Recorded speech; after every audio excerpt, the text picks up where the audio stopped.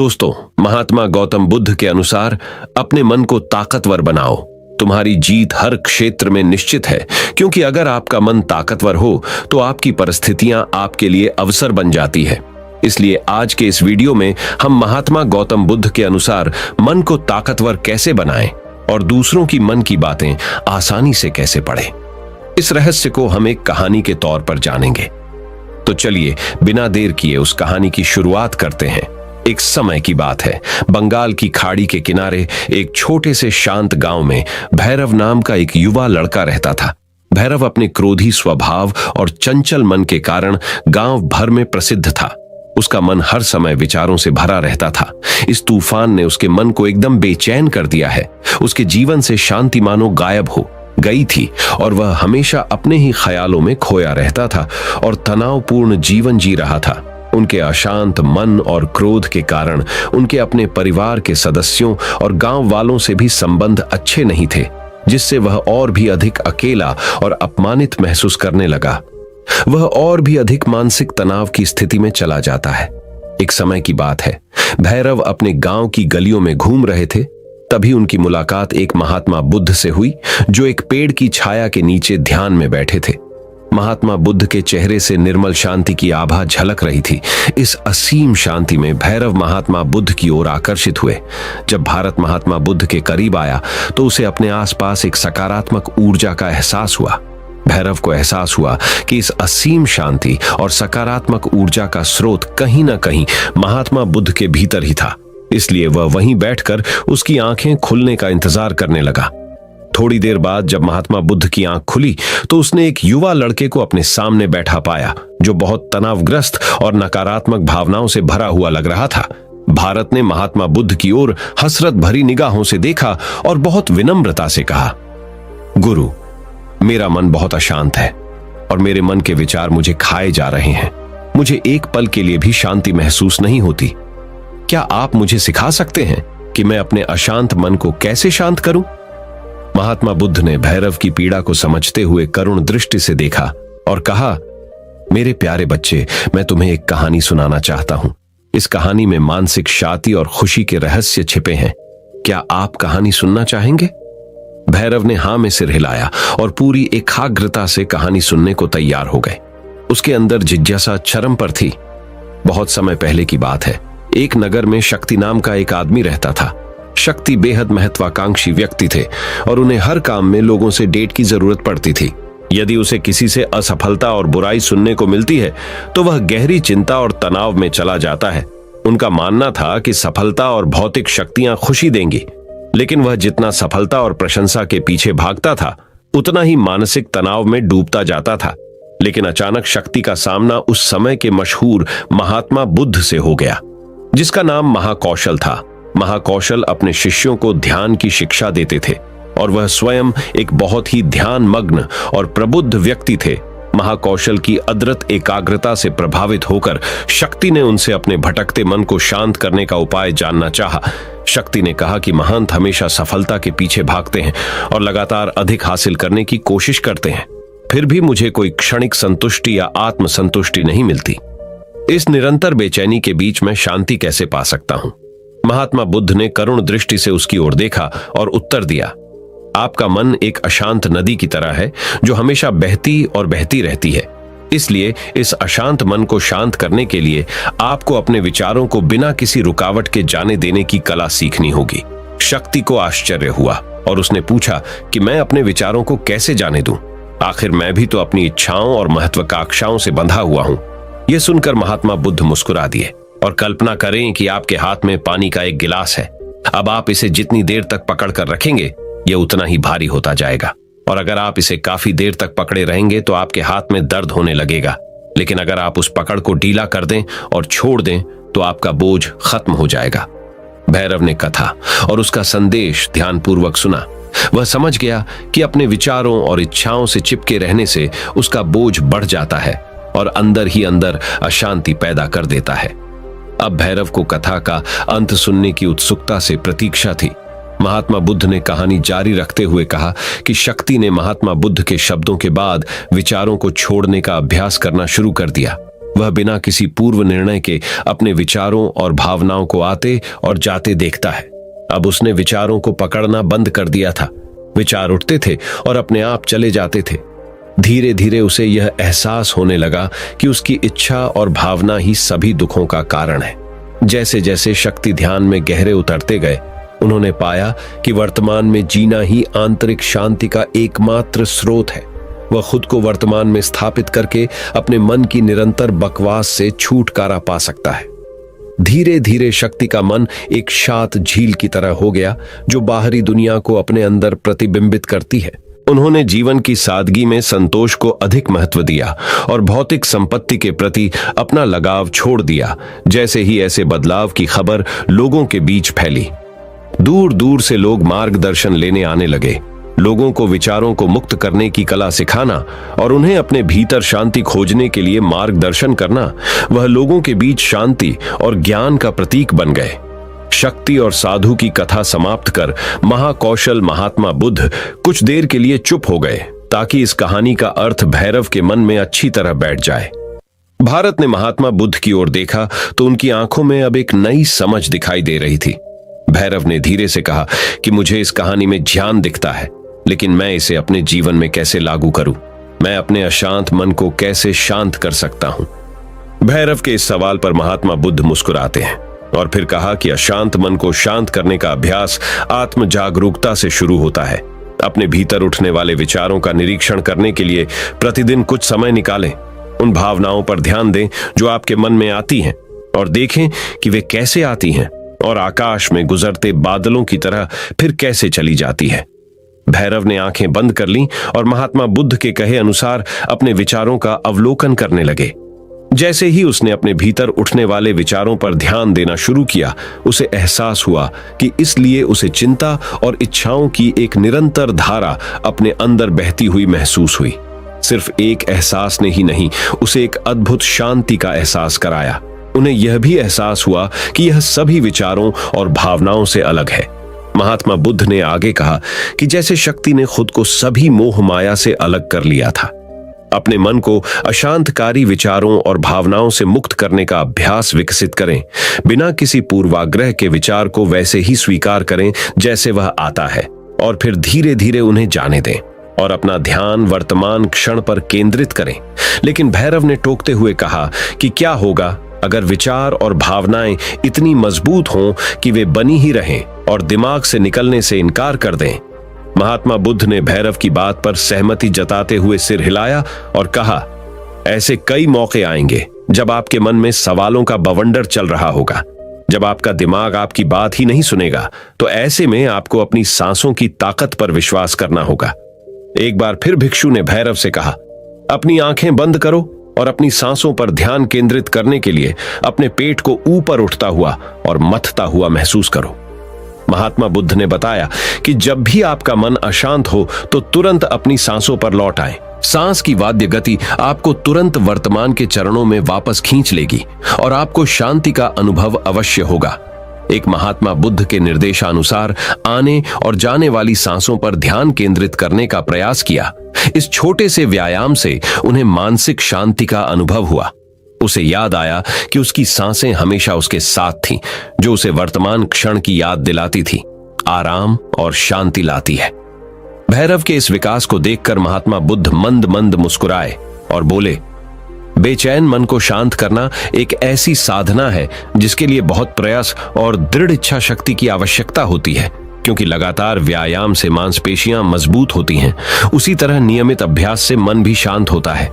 स्वीकृति में सिर हिलाते हुए एक महात्मा बुद्ध को धन्यवाद देते हुए उन्होंने वादा किया कि आज से वह अपने अशांत मन को शांत कर सकेंगे और अपनी गैर शक्तियों को मुक्त कर सकेंगे और अपने भीतर शांति पाने के लिए इस यात्रा पर निकलने में सक्षम हो सकेंगे। महात्मा बुद्ध ने भैरव के कंधे पर हाथ रखा और कहा कि मुझे आपकी क्षमता पर बहुत विश्वास है और आपको जल्द ही अपनी आंतरिक शांति मिलेगी। लेकिन याद रखें कि यह आसान नहीं होगा।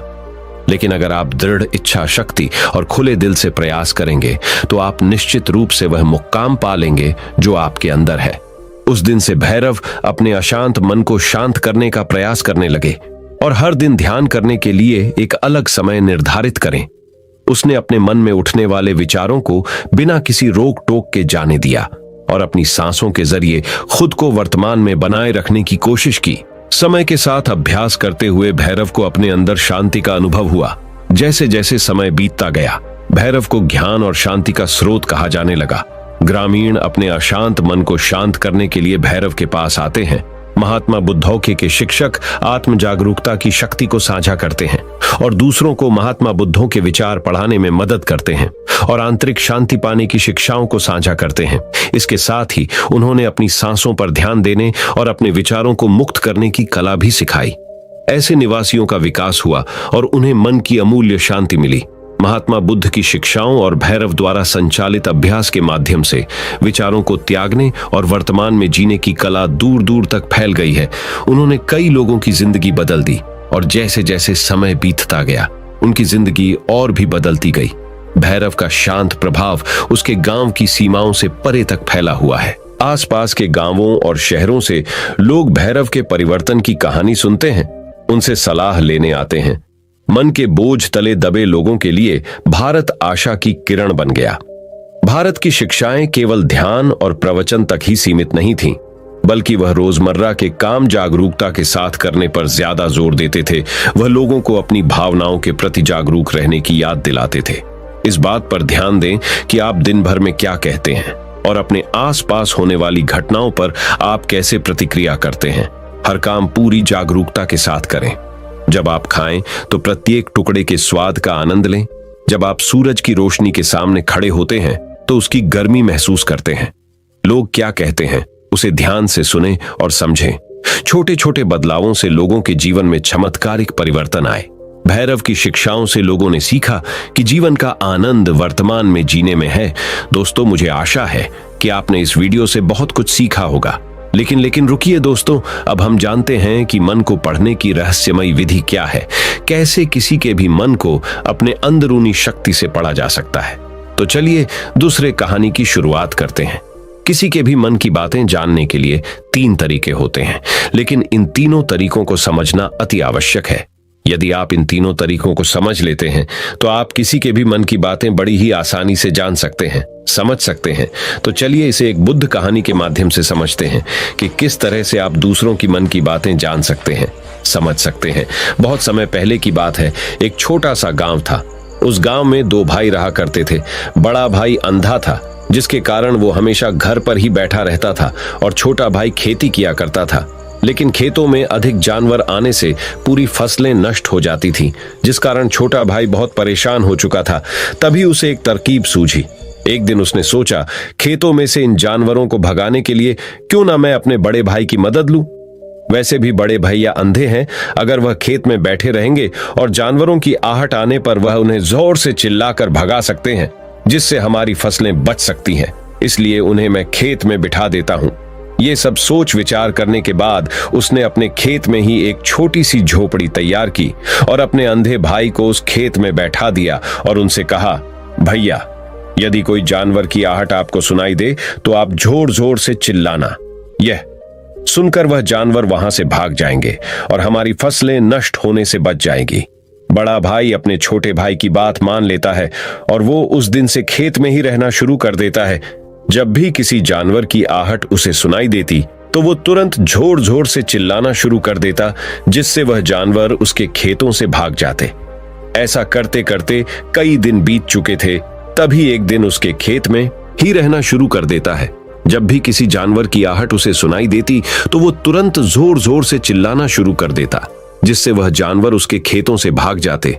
ऐसा करते करते कई दिन बीत चुके थे। तभी एक दिन उसके खेत में एक हिरण भागता हुआ आता है और वह खेत के बांध को तोड़कर वहां से भाग गया।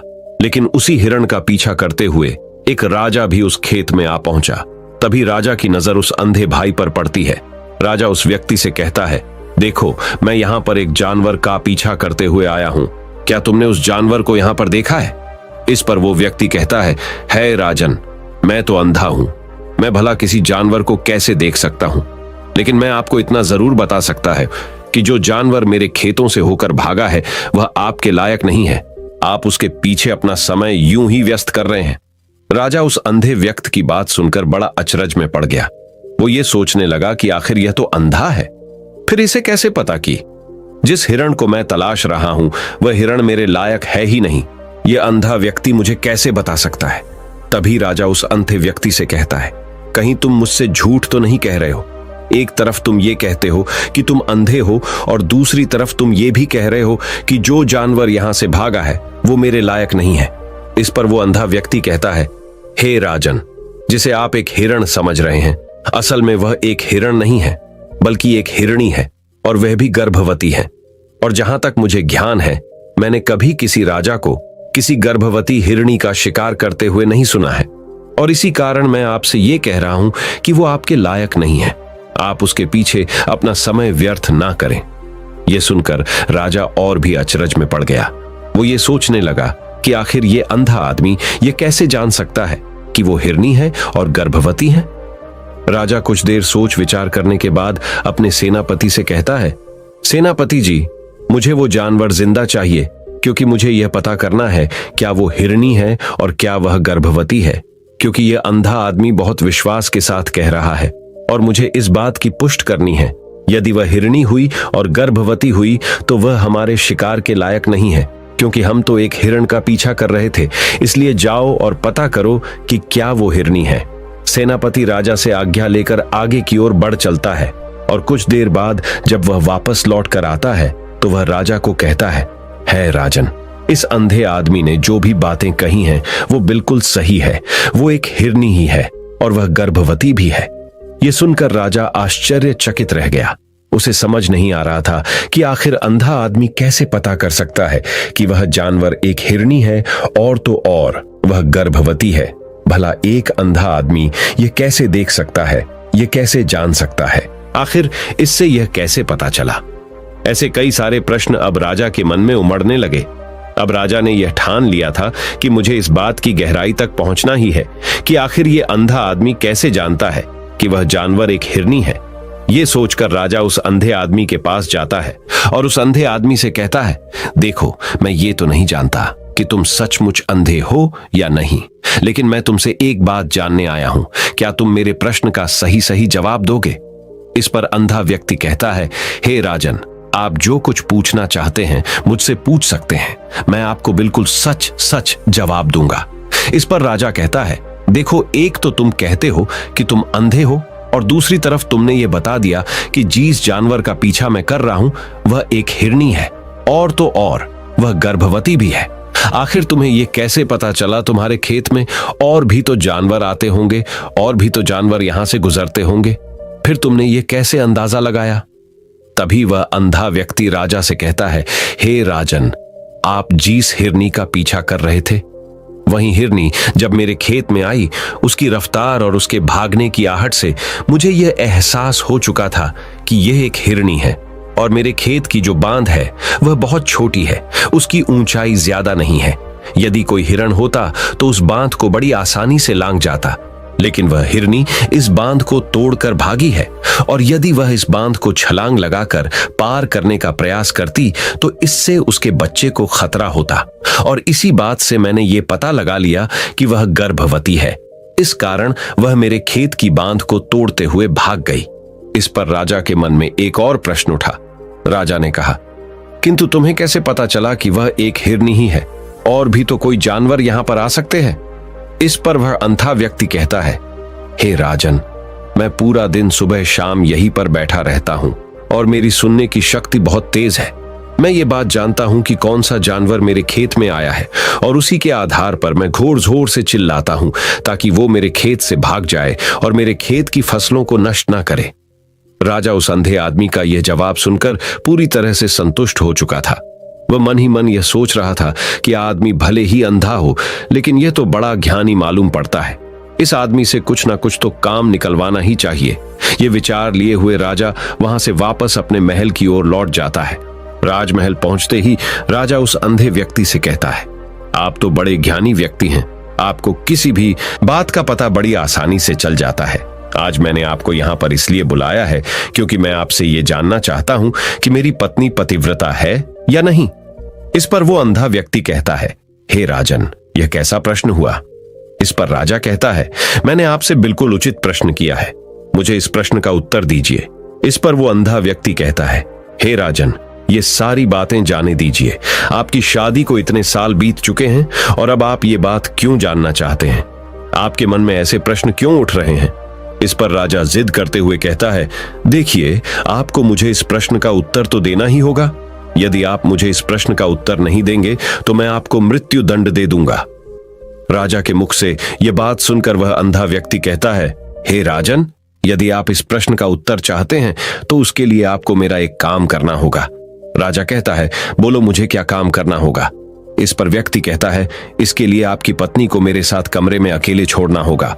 उस अंधे व्यक्ति की यह बात सुनकर राजा पहले तो क्रोधित हो जाता है, लेकिन फिर कुछ सोच विचार करने के बाद वह उस व्यक्ति की बात मान लेता है और अपने सेनापति को आदेश देता है, सेनापति जी, इस व्यक्ति को और मेरी पत्नी को एक कमरे में कुछ देर के लिए अकेला छोड़ दें। सेनापति बिल्कुल वैसा ही करता है। अब राजा की पत्नी और अंधा आदमी एक कमरे में बंद हो चुके होते हैं।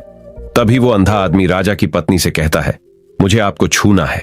इस बात पर रानी अत्यधिक क्रोधित हो जाती है और उस अंधे आदमी को वो पकड़ पकड़ कर पीटने लगती है, कभी हाथों से तो कभी लाथम से तो कभी पटक पटक कर। तरह से उन्होंने उस अंधे आदमी की खूब पिटाई की। उसके बाद किसी तरह से वह अंधा आदमी अपनी जान बचाकर वहां से भाग निकलता है और वह राजा के पास पहुंचता है और वह राजा से कहता है, हे राजन, आपकी पत्नी में पतिव्रता नहीं है। यह बात सुनकर राजा अत्यधिक क्रोधित हो उठता है और राजा अपनी तलवार निकालकर सीधा अपनी पत्नी की ओर जाता है और क्रोधित होकर वह अपनी रानी से कहता है, रानी जी, आज मैं जो भी सवाल आपसे करने वाला हूं उसका मुझे सच सच जवाब दीजिएगा, और यदि आपने एक शब्द भी झूठ कहा तो मैं आपका अभी के अभी सर धड़ से अलग कर दूंगा, तभी आगे बढ़े। राजा कहता है, मुझे बताइए, क्या आप पतिव्रता हैं या नहीं? इस पर रानी कहती है, हे राजन, आप भले ही मुझे जान से मरवा दीजिए, लेकिन मैं पतिव्रता नहीं हूं। राजा ये बात सुनकर बहुत खुश हुआ, क्योंकि उस अंधे आदमी ने जो भी कहा था वह बिल्कुल सच था। यह बात सुनकर तुरंत ही राजा उस आदमी के पास पहुंचता है और आकर उस अच्छे आदमी से कहता है, तुम्हें कैसे पता चला कि मेरी पत्नी पतिव्रता नहीं है? इस पर वह अंधा आदमी कहता है, हे राजन, बड़ी सीधी सी बात है। मैंने तो आपकी पत्नी से बस इतना ही कहा था कि मुझे आपको छूना है, और इस बात पर वह इतना क्रोधित हो उठी कि उन्होंने गुस्से में आकर मुझे लात घूंसों से पीटना शुरू कर दिया। और भला कोई औरत किसी और मर्द को कैसे छू सकती है?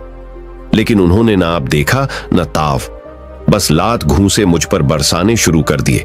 वह भी तो एक छूना ही हुआ, और एक पतिव्रता नारी कभी भी पराये मर्द को नहीं छूती। जब मैंने उसे छूने के लिए कहा था तो वह उस वक्त मुझे मना कर सकती थी, लेकिन उन्होंने तो मुझे पीटना शुरू कर दिया और देखते ही देखते उन्होंने मेरे पूरे शरीर को छू लिया। अब आप ही बताइए, ऐसी स्त्री भला पतिव्रता कैसे हो सकती है? इस पर राजा कहता है, तुम तो बड़े ज्ञानी मालूम पड़ते हो। अच्छा ठीक है, चलो तुम मेरे एक प्रश्न का और जवाब दो। यदि तुमने मुझे इस प्रश्न का सही सही जवाब दे दिया तो मैं तुम्हें यहां से जाने दूंगा। आगे राजा उस अंधे आदमी से कहता है कि तुम मुझे यह बताओ, क्या मैं सच में अपने पिताजी का ही बेटा हूं या फिर किसी और का? इस पर वह अंधा भी कहता है, हे राजन, इस बात से आपका क्या लेना देना? आप किसी की भी औलाद हों, आखिर आप हैं तो इस राज्य के राजा, इसलिए इस प्रश्न को जाने दीजिए। लेकिन राजा कहता है, नहीं नहीं, मुझ इस प्रश्न का सही सही जवाब चाहिए, अन्यथा यह प्रश्न मुझे हमेशा परेशान करता रहेगा, इसलिए मैं इसका सही सही जवाब जानना चाहता हूं। यदि तुम इसका सही सही जवाब दे देते हो तो तुम यहां से जा सकते हो, मैं तुम्हें नहीं रोकूंगा। इस पर वह अंधा आदमी कहता है, हे राजन, इसके लिए तो मुझे आपकी मां के पास भी जाने की कोई आवश्यकता नहीं है। मैं आपको अभी अभी यह बता सकता हूं कि आप किसकी औलाद हैं, लेकिन उससे पहले मैं चाहता हूं कि आप मुझसे एक वादा करें कि आप मुझ पर क्रोध नहीं करेंगे। राजन ने कहा, मैं तुमसे वादा करता हूं, मैं तुम पर क्रोध नहीं करूंगा। इसके बाद वह अंधा आदमी राजा से कहता है, हे राजन, आप हैं तो अपने ही पिता के पुत्र, लेकिन आप पर एक कंजूस सेठ की छाया पड़ी हुई है। यह सुन राजा बहुत क्रोधित हो उठा और वह तुरंत तलवार निकालकर अपनी मां के पास जा पहुंचा। वह वहां पर पहुंचने के बाद अपनी मां से कहता है, मां, मुझे सच सच बताइए, क्या मैं अपने ही पिता का पुत्र हूं या नहीं? यदि आपने मुझे सही सही नहीं बताया तो वह यहीं पर अपने प्राण त्याग दूंगा। मुझे बताओ क्या सच है? इस पर उस राजा की मां कहती, बेटा, तू है तो अपने ही पिता का पुत्र, लेकिन तुम्हारे ऊपर एक कंजूस सेठ की छाया पड़ी हुई है।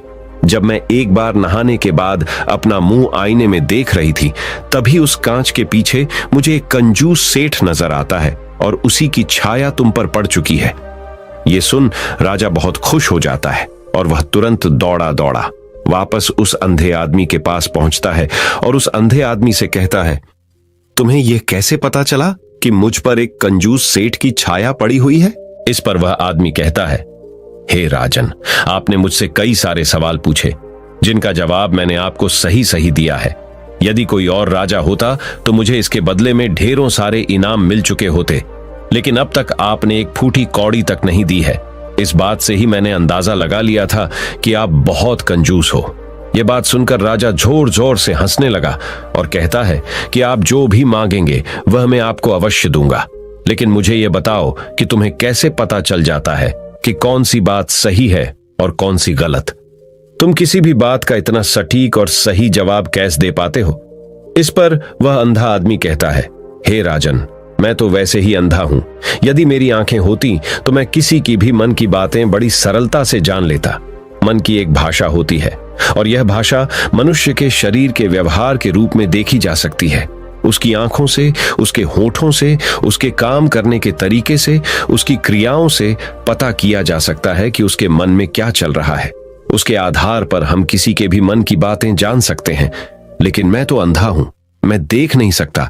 यदि मुझे कोई बात जाननी हो तो अगले आदमी को कुछ काम देना पड़ता है, जिस पर वह व्यक्ति किस प्रकार काम करता है, किस तरीके से इस काम को करता है, उसके आधार पर ही मैं यह पता कर पाता हूं कि उसके मन में क्या चल रहा है। तभी वह राजा कहता है, तो क्या इसका अर्थ यह हुआ कि मैं भी किसी के मन की बातें जान सकता हूं?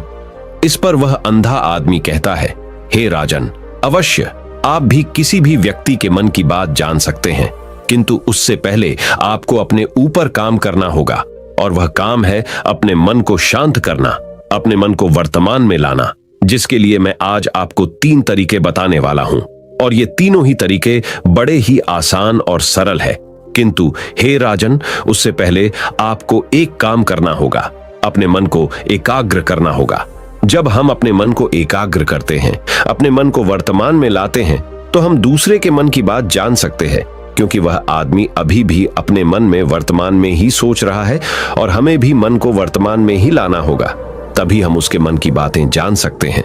यदि हम अतीत में हुई घटनाओं के बारे में सोच रहे हैं, तो वह जो अगला आदमी वर्तमान में सोच रहा है, वर्तमान में अपने मन में बात कर रहा है, वह हम कैसे जान पाएंगे?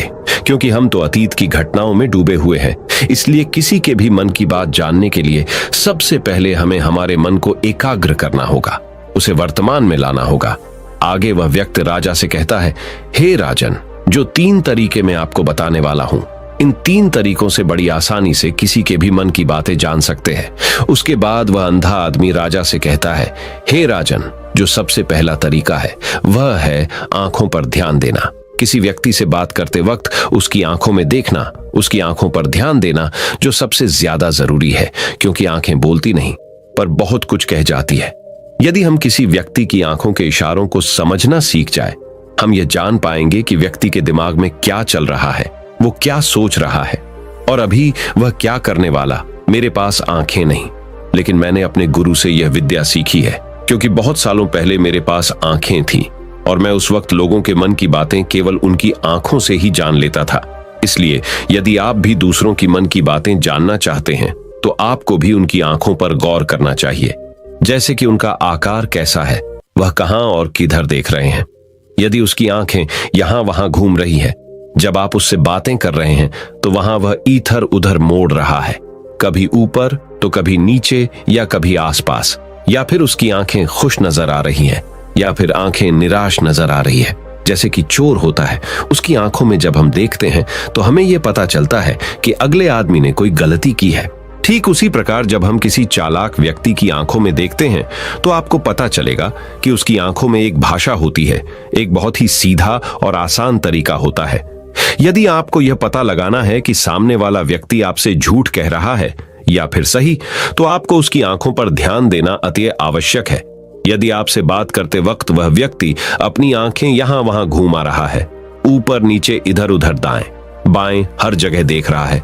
तो इसका अर्थ यह हुआ कि वह उस बात से निकलने का कोई रास्ता ढूंढ रहा है और कोई झूठ बना रहा है। यदि सामने वाला व्यक्ति आपसे कुछ झूठ कहने का प्रयास कर रहा है तो वह आपसे नजर नहीं मिलाएगा। वह यहां वहां देखेगा, ऊपर नीचे देखेगा, लेकिन वह आपकी आंखों में आंखें डालकर कभी नहीं देख पाएगा, क्योंकि उसे डर है कि यदि उसने आपकी ओंखों में आंखें डालकर देखा तो उसका झूठ पकड़ा जाएगा और लोगों को सच्चाई का पता चल जाएगा। और इसी प्रकार कुछ और भी भाषाएं होती हैं। जब आप किसी की आंखों में आंखें डालकर यह देखना शुरू कर देंगे कि उसके हाव भाव क्या है, ठीक उसी प्रकार चेहरे के हाव भाव होते हैं जिससे हम मन की बातें बड़ी आसानी से समझ सकते हैं। और इन्हें भी समझना बहुत जरूरी है। कभी कभी कोई व्यक्ति अपने चेहरे से जैसे आंख, होंठ और बहुत से कुछ अलग अलग व्यवहार करता है। यदि आप किसी व्यक्ति के चेहरे में गौर करेंगे तो आप आसानी से समझ पाएंगे कि वह व्यक्ति निराश है। जब व्यक्ति बहुत उदास है या फिर वह बहुत खुश है या फिर उससे कोई बहुत बड़ा दुख है, वह अपने अंदर क्या महसूस कर रहा है, ये सारी बातें हम उसके चेहरे के हाव भाव से पता कर सकते हैं। फिर चाहे इंसान जुबान से कुछ बोले या ना बोले, लेकिन आप उसके चेहरे से सब कुछ पता कर सकते हैं। आगे व्यक्ति राजा से तीसरा तरीका बताते हुए कहता है, हे राजन, इसी प्रकार तीसरी भाषा भी है, अर्थात तीसरा तरीका भी है, और वह है हाथों के इशारे और शरीर का व्यवहार। मन की बात समझने के लिए हमें हाथ के इशारे और शरीर के व्यवहार को समझना बहुत आवश्यक है। कोई व्यक्ति जब बात करता है तो आपने देखा होगा कि वो अपने हाथों को हिलाता रहता है, अपने हाथों से इशारा करता रहता है। बातों के साथ साथ अपना शरीर का जो व्यवहार है अर्थात बॉडी लैंग्वेज, उसका भी पूरा उपयोग करता है, जिससे हमें यह पता चल पाता है कि वह व्यक्ति हमारी बातों पर कितना ध्यान दे रहा है और उसके मन में क्या चल रहा है।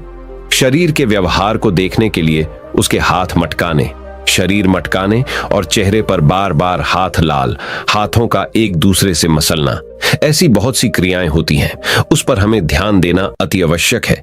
मन की बात को समझने के लिए हमें शरीर के व्यवहार को भी समझना पड़ता है।